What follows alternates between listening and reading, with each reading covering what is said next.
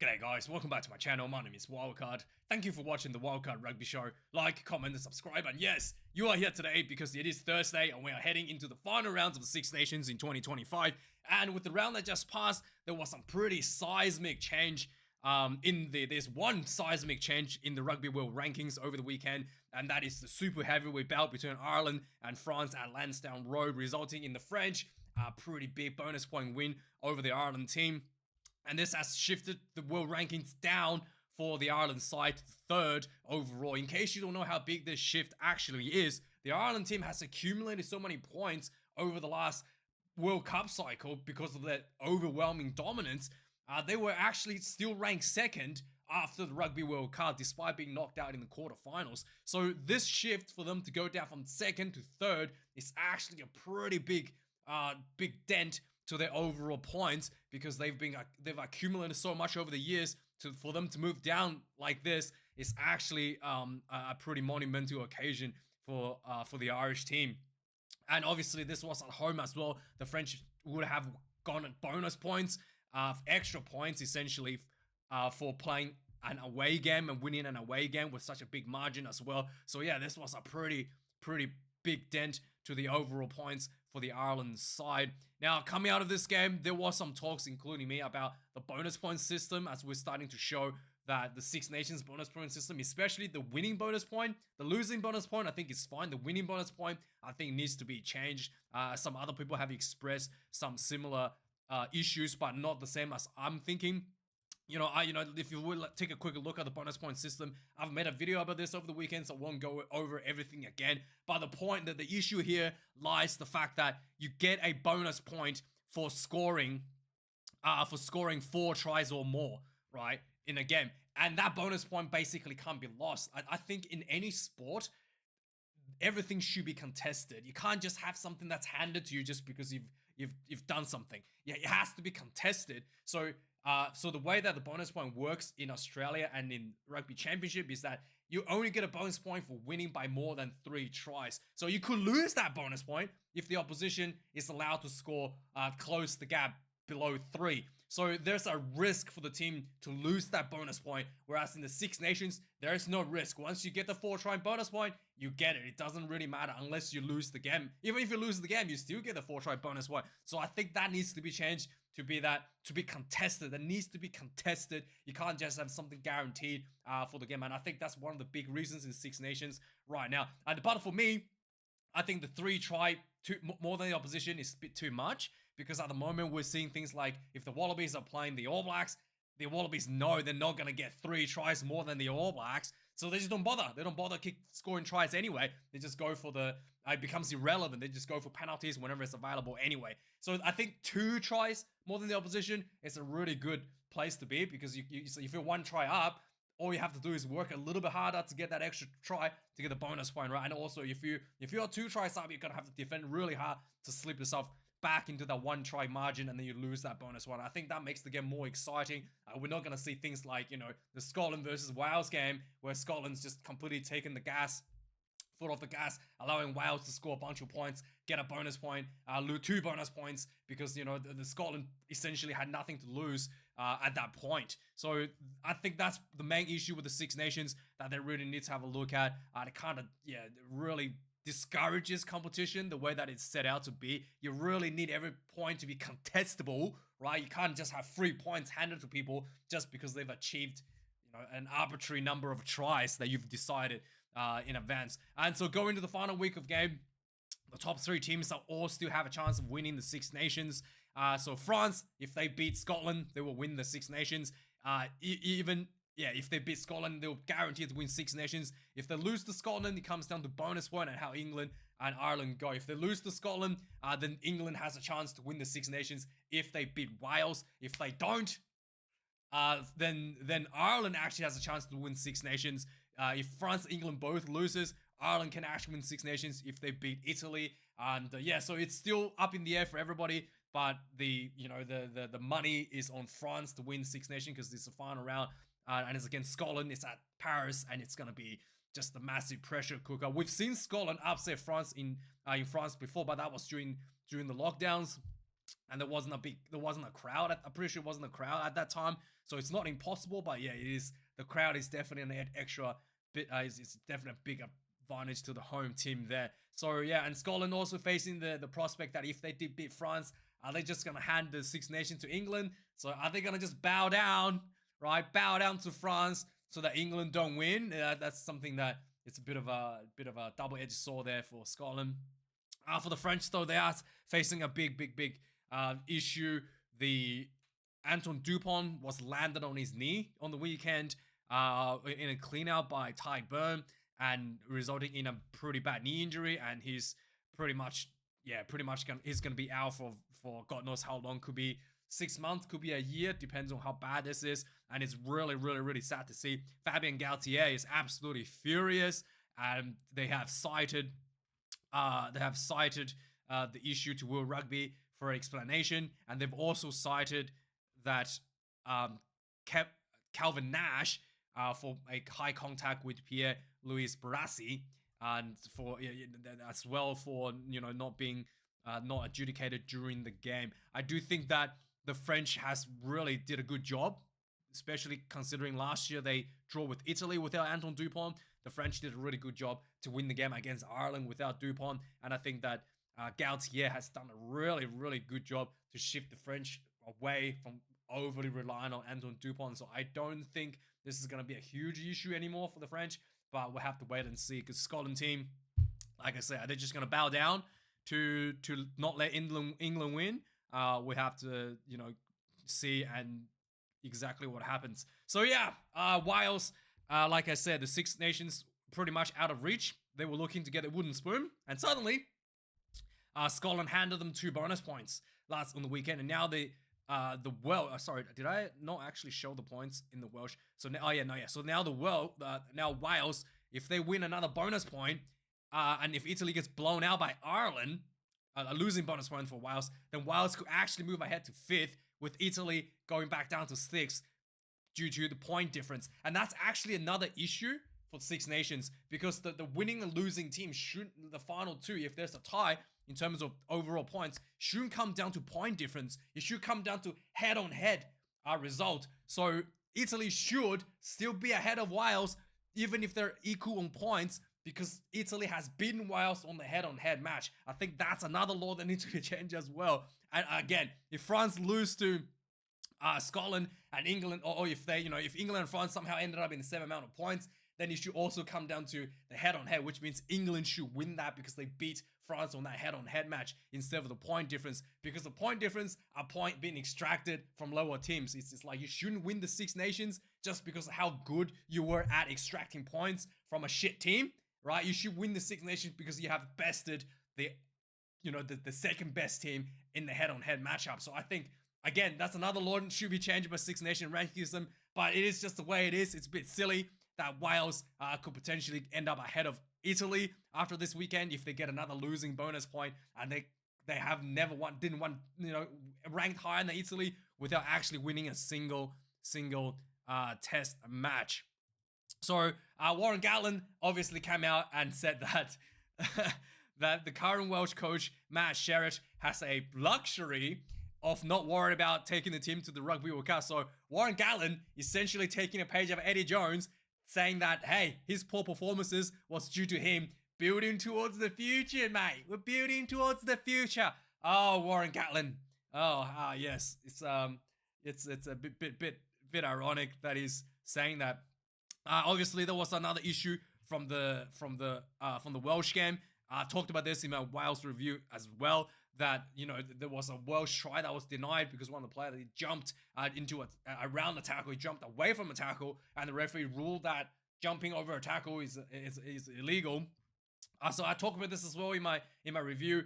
There's no actual law. I just want to clarify. There's no actual law that says jumping over a tackle is illegal. It just says players must not do anything that is dangerous to others. And World Rugby has ruled that jumping into a player, right? They have ruled that jumping into a player, the key word is into, is considered a dangerous play. The Welsh player did not jump into a player, jumped away a player, so it's technically not a dangerous play. And I don't think that should be ruled a illegal try. Now, there's two instances a lot of people are talking about in the comments. I want to clarify. So one is people jumping in for a try, like, Johnny May did. He jumped into the corner for a try to literally avoid a tackle, right? Will Rugby rule that okay? Because remember, Eddie Jones said that Rugby League did it, so it's okay. So World Rugby has agreed essentially to that Eddie Jones comment, saying that jumping into a tackle is essentially a special situation where you are allowed to jump, and in the process avoid a tackle. But I just think it's inconsistent. Again, it needs to be focused on safety. If you do a jump, whether or not it's safe, that should be the determinant of whether or not it's legal, not because of the fact that it's jumping or scoring a try or whatever. It should all be legal unless it's dangerous, right? If you jump into someone's head, definitely not allowed. But if you just jump to avoid a side like the Welsh player did on the weekend, Murray, I think his name is, then it's okay. This should be done by case to case. Same thing. If you're jumping over for a try, if you're dangerously jumping over somebody and maybe clip someone in the head, definitely no try.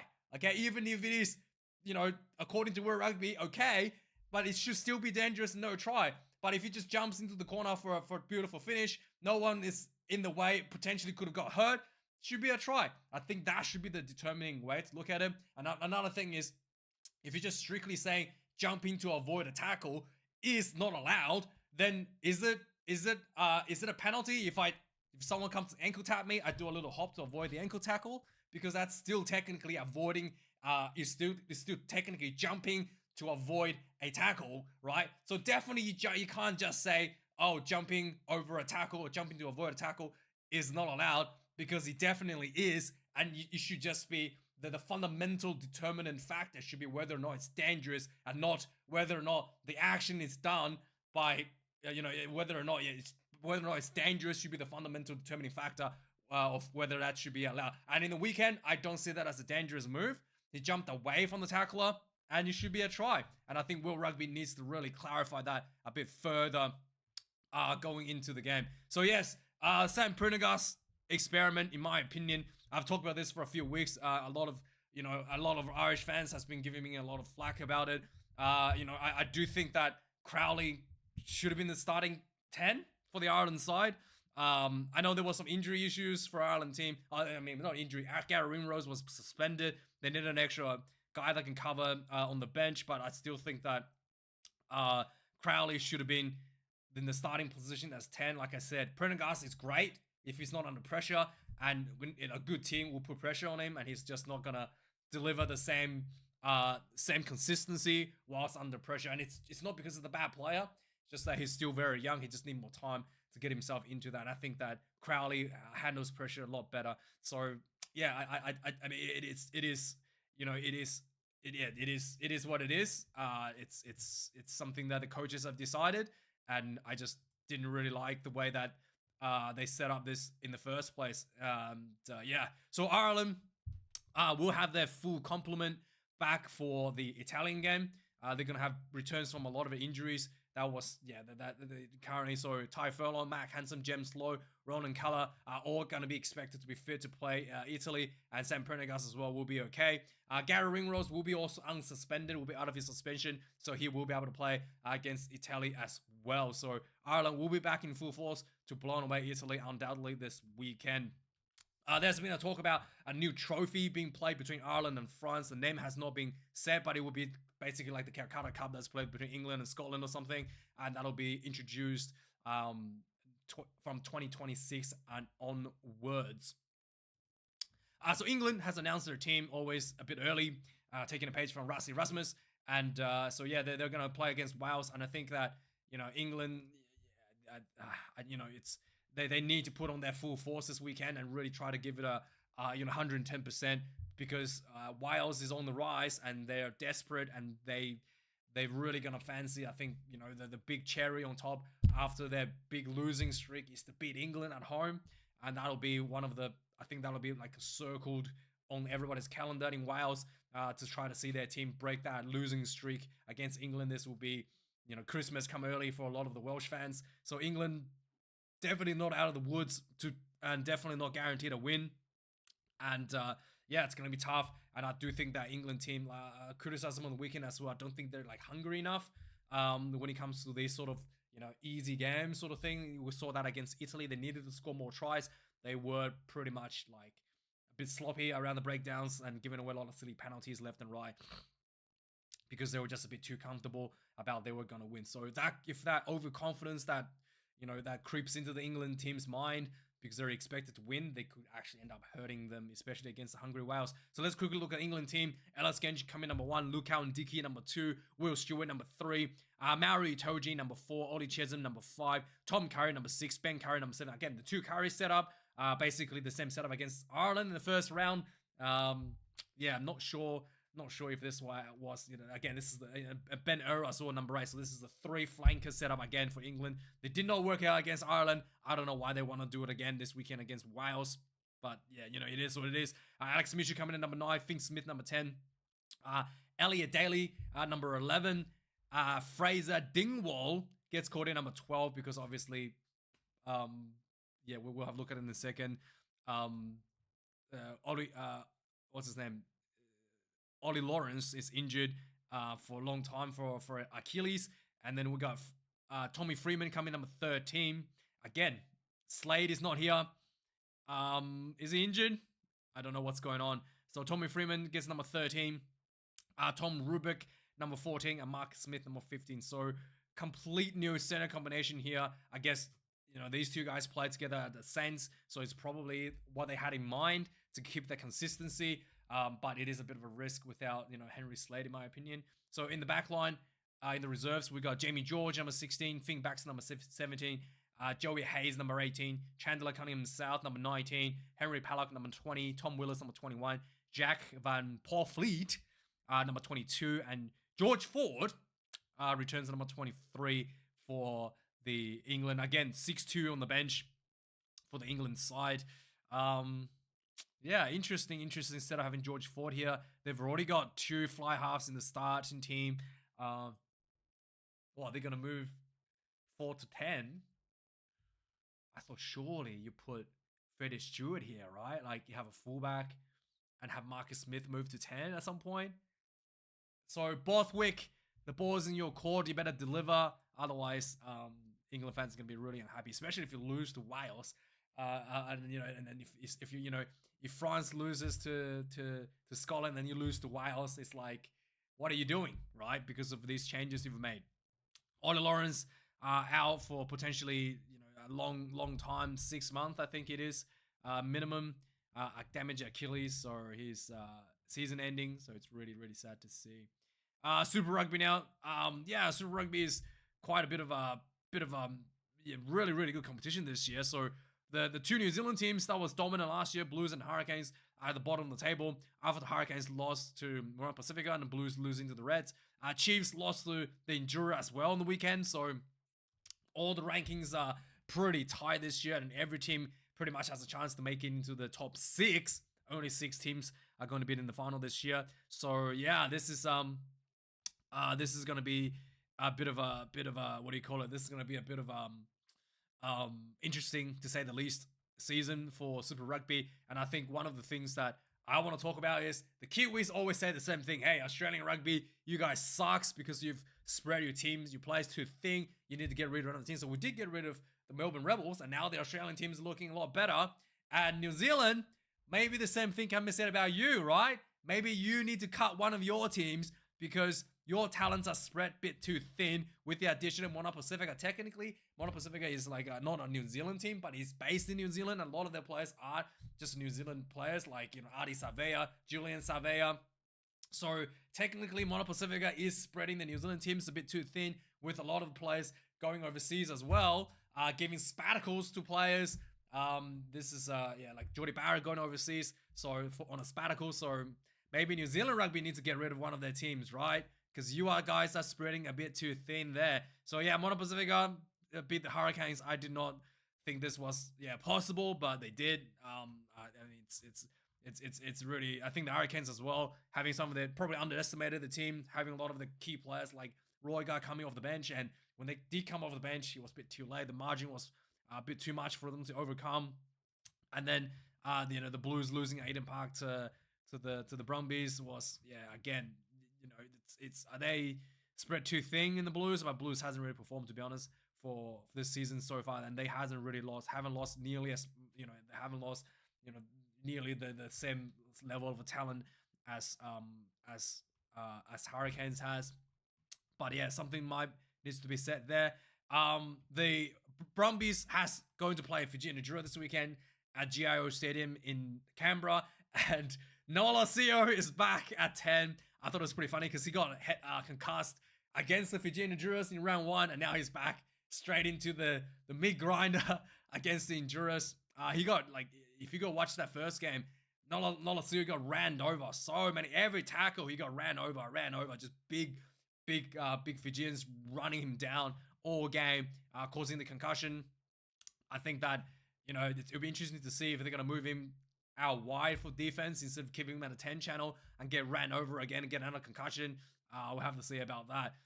The Reds this weekend has big returns as well. Hunter Paisami and Tom Liner returning to the fold. The Reds, I thought, was a little bit thin last week against the Crusaders. They didn't really have the impact players, especially in the back line, due to some of the injuries.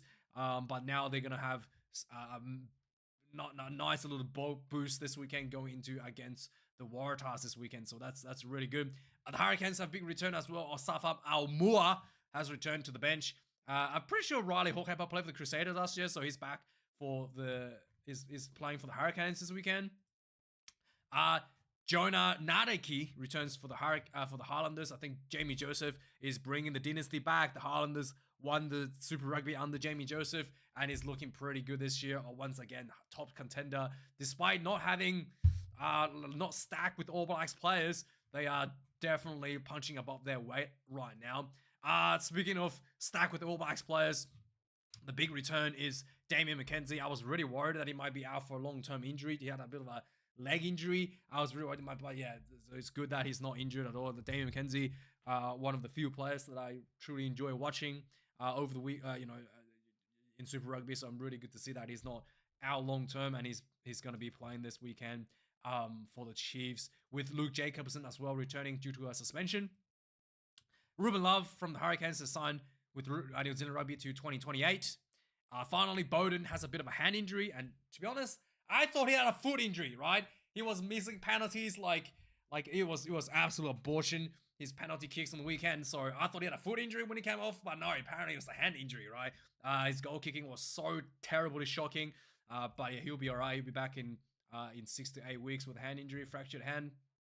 And finally, this was the news last week I forgot to talk about, is that Bill Sweeney from the RFU was obviously called in for a special general meeting to vote for his removal from the CEO of the RFU. Despite the signatures of 141 RFU member clubs and referee society, of no confidence, the board of directors has voted full support for Bill Sweeney ahead of the general meeting. So the board of directors in the pocket of Bill. That's why he got the big pay, because the board of directors had approved it, right? Conflict of interest. Someone needs to investigate this, right? Like, I don't know. It's pretty dirty that you have the board of directors in your pocket and to approve your bonuses and, vote confidence in your leadership, despite literally everybody in England is voting no confidence on you. Pretty cooked, and I think that the board of directors might need to be removed as well. In addition, so yeah, let me know your thoughts, guys. Like, comment, subscribe. Thanks for watching this video. I'll see you guys later this week for the Six Nation preview and the reviews. And have a good one. Cheers.